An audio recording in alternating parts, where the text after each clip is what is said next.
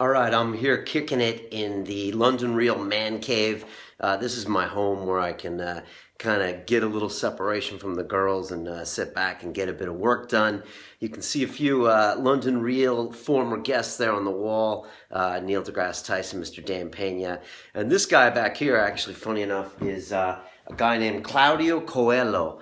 And he runs a boxing gym in the favelas of Rio de Janeiro. And that's me training with him, and he's written here, "To my apprentice and friend Brian Rose, I appreciate you enjoying my classes and you have great boxing skills." And one thing about Claudio, he always exaggerates about that because I don't think I have great boxing skills, but he's a really wonderful man, and he actually has a cameo in my film, The Supremacy, my short martial arts film, and I shot a lot of that in his favela gym above Rio de Janeiro, and it's just stunning up there. It's just a beautiful place. And Marilla Bustamante used to train up there. A lot of the Gracies and Antonio Nogueira used to train up there, and it's just a fabulous place in Brazil. But we're not here to talk about that today. Here I'm going to talk about what I read. And I was looking through my library of my latest books, and one really came to mind, and it's the one that I mentioned in my TED Talk recently, which if you haven't watched, definitely go give it a read or a listen to. A lot of people have really enjoyed it, much to my surprise. And the book I'm referring to is The War of Art by Stephen Pressfield. And I quote this book in my talk when I'm referring to the concept of resistance. And resistance can manifest itself in many ways, and it is directly proportional to the magnitude of change you are trying to make. That's a direct quote from my talk. And it's so true. And resistance can come from your friends and your family. It can come from yourself. And it's funny, I was just reading through here, and he's like, resistance and self-medication, resistance and victimhood, resistance and trouble. You get into trouble sometimes when you just don't want to go ahead and pursue your goals. Resistance and sex, resistance and procrastination, and it goes on and on and on. And I love how Stephen talks about the ways that we find to not accomplish things and to not complete things. And that could be by not writing your book or not doing that thing you want to do, not training, not pursuing that career goal. There's so many different ways that you can encounter resistance. And I also really like the fact, and this is subtle, the way that Stephen just qualifies it as this kind of overreaching, godly-like force that we all have to battle against every day.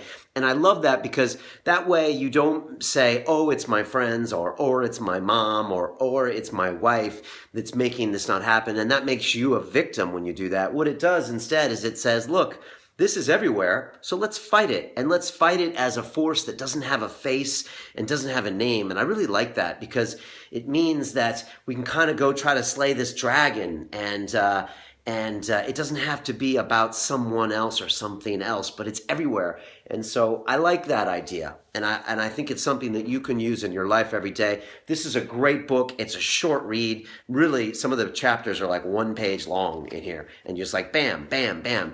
And so it really gets through the idea that, you know, even great writers and great filmmakers and great everyone, it's not like they just do it. They make it look easy, but everyone encounters resistance. I do too, all the time. And the idea is just to know that it's going to be there. Sometimes that's enough to know that some days you're going to wake up and you'll be like, oh, I don't want to go to the gym, or oh, I don't want to shoot this episode, or oh, I don't want to deal with this motherfucker today. But you have to go deal with that. And so this is just going to be there. It happens in your kids and in your relationships too. And they're not being bad kids, and your girlfriend or boyfriend, they're not being difficult. It's just resistance, you know, and sometimes they'll be resistant to your change too. Sometimes your kids will be as well. And sometimes you just got to push through that and know that they're not trying to be mean to you. They're not trying to hurt you. They're just, you know, they're embodying that resistance. And so just accept it as something that happens and then move on. Don't take it personally. Don't let it get you down. Just know that when you're going to create anything beautiful, that there's going to be something hard about it. And I always like to say the professionals, they make it look easy. So what I try to do with London Real is make it look easy, because that's what a pro does. You know, a pro doesn't complain. A pro doesn't tell you that you don't know how hard I work. A pro makes it look easy. So that's what we like to do here. And that's one of my challenges to you. if you're going to do something, yeah, you can do it, or you could do it and make it look easy. And I think that's the most beautiful art. And that's the way the great sports players do it, the great MMA fighters, guys like Dan Pena. You know, he makes it look easy. He makes it look effortless, but he prepares. He works hard. I think for every hour of a seminar he gives, he prepares an hour or 2 hours. And that's like a week of preparation. Man, he's always working, that guy. And don't think that he's not. And, you know, same with me for shows and things. I prepare for those guests and we make sure everything happens. So there you go, down to the war of art. And it seems that I've been joined by someone who's really not been invited here to What I Read series. And that is my man Gizmo.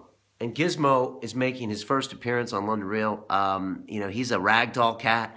And that means that he's really calm about anything that you might do with him. He's like a doggy. You can kind of just relax.